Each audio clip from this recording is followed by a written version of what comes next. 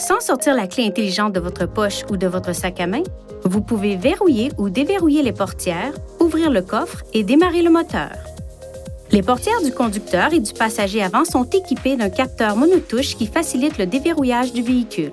Pour déverrouiller la portière du conducteur ou du passager avant, assurez-vous d'avoir la clé intelligente sur vous, puis tirez sur la poignée pour ouvrir la portière. Les autres portières resteront verrouillées.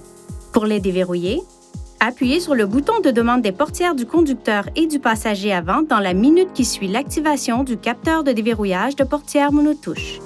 Le capteur de déverrouillage de portière monotouche ne fonctionne pas pendant les 2 secondes qui suivent le verrouillage des portières. Si cela se produit, relâchez la poignée et tirez-la de nouveau pour déverrouiller la portière. Pour verrouiller le véhicule, appuyez une fois sur n'importe quel bouton de demande de poignée de portière lorsque toutes les portières sont fermées. Ces fonctions sont disponibles lorsque la clé intelligente se trouve à environ 80 cm du bouton de demande correspondant. Pour activer ou désactiver la fonction du capteur de déverrouillage de portière monotouche, appuyez sur le bouton Menu du panneau de commande. Touchez Réglages, touchez Confort et commodité, puis touchez Capteur tactile de portière.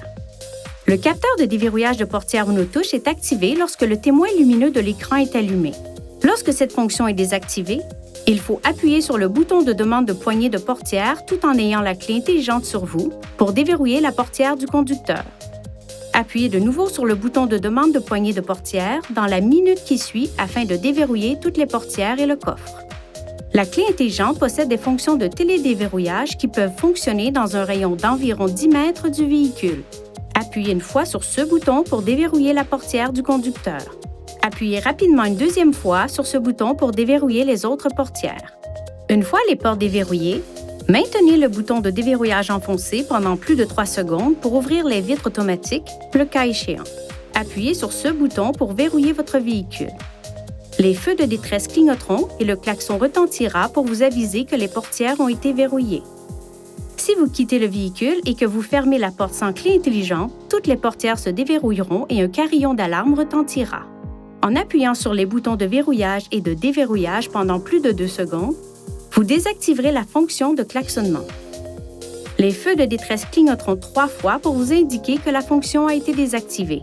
Pour la réactiver, appuyez de nouveau sur les 2 boutons et maintenez-les enfoncés pendant plus de 2 secondes.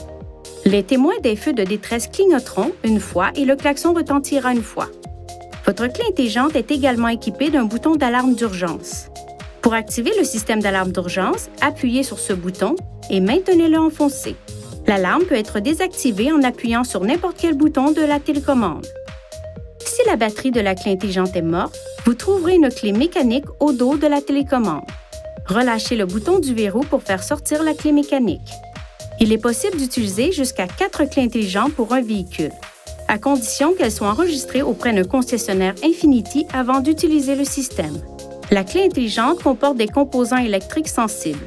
Veuillez éviter les situations suivantes qui pourraient nuire à son fonctionnement. Ne la laissez pas tomber ou ne la cognez pas contre un autre objet. Évitez tout contact avec de l'eau.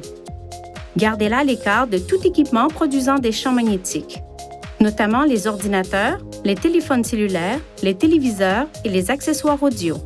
Et évitez de la garder sur un porte-clés contenant un aimant.